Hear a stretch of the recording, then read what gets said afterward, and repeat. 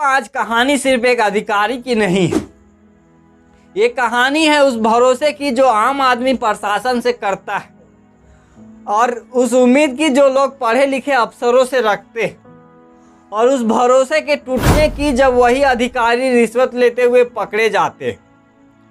राजस्थान से आई इस खबर ने पूरे सिस्टम पर सवाल खड़े कर दिए, क्योंकि ये यहाँ कोई साधारण अधिकारी नहीं है, बल्कि आईआईटी से पढ़ी आरएएस टॉपर और प्रशासनिक सेवा में सेवा की नई शुरुआत करने वाली एसडीएम काजल मीणा, जो रिश्वत लेते हुए पकड़ी गई। वही काजल मीणा जिन्होंने इंटरव्यू में कहा था कि वो आम लोगों की ज़िंदगी बदलना चाहती है, लेकिन आरोप लगा है कि जमीन की फाइल डिग्री जारी करने के बदले में रिश्वत ली। रकम था 60,000 रुपये और कार्रवाई के दौरान 4 लाख रुपए संदिग्ध केस भी बरामद हुआ।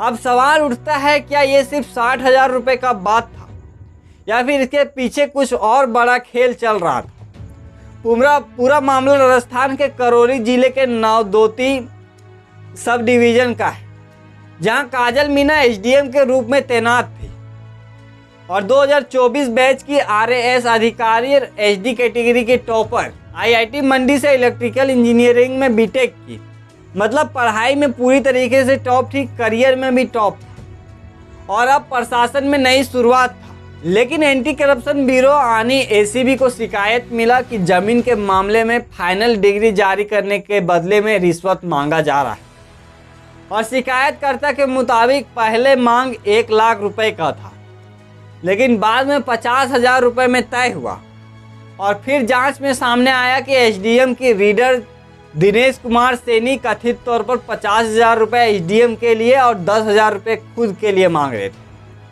यानी कुल मिलाकर 60,000 रुपये लिया जा रहा था। अब इसके बाद शिकायतकर्ता रकम लेकर एसडीएम ऑफिस पहुंचता है और रिश्वत लिया जाता है और उसी समय एसीबी छापा मार देता है।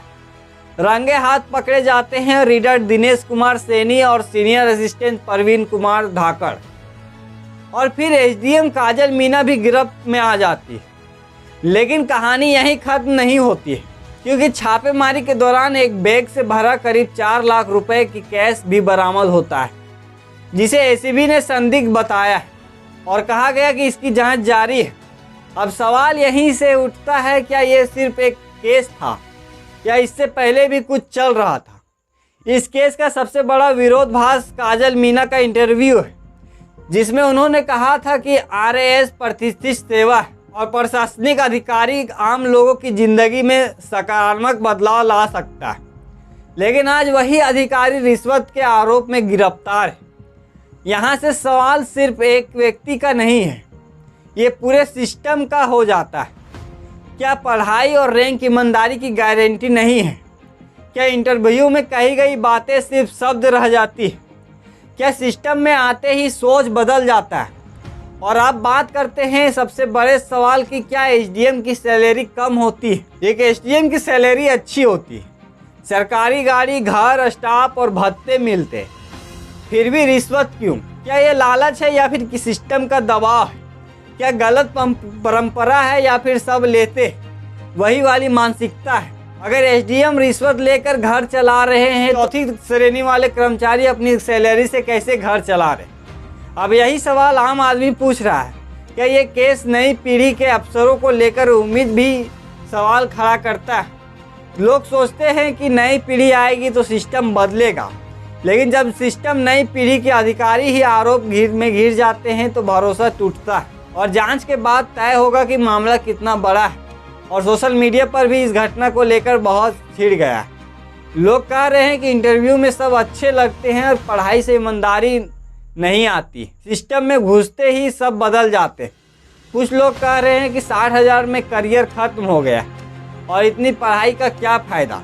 तो कुछ ये भी कह रहे हैं कि ये सिर्फ एक केस नहीं है बल्कि मानसिकता है। वीडियो खत्म करने से पहले एक सवाल है, अगर आप एसडीएम होते तो अच्छी सैलरी और सामान मिलता, तो क्या आप रिश्वत लेते या सिस्टम बदलने की कोशिश करते हैं? अब कमेंट में ज़रूर बताइएगा, क्योंकि ये सवाल सिर्फ एक अधिकारी का नहीं है बल्कि पूरे सिस्टम का, और फिलहाल इनको सस्पेंड भी कर दिया गया है। बाकी ऐसे ही वीडियोस के लिए चैनल को सब्सक्राइब कर लीजिएगा और वीडियो को लाइक करके अपने दोस्तों के पास शेयर जरूर कीजिएगा। मिलते हैं अगली वीडियो में।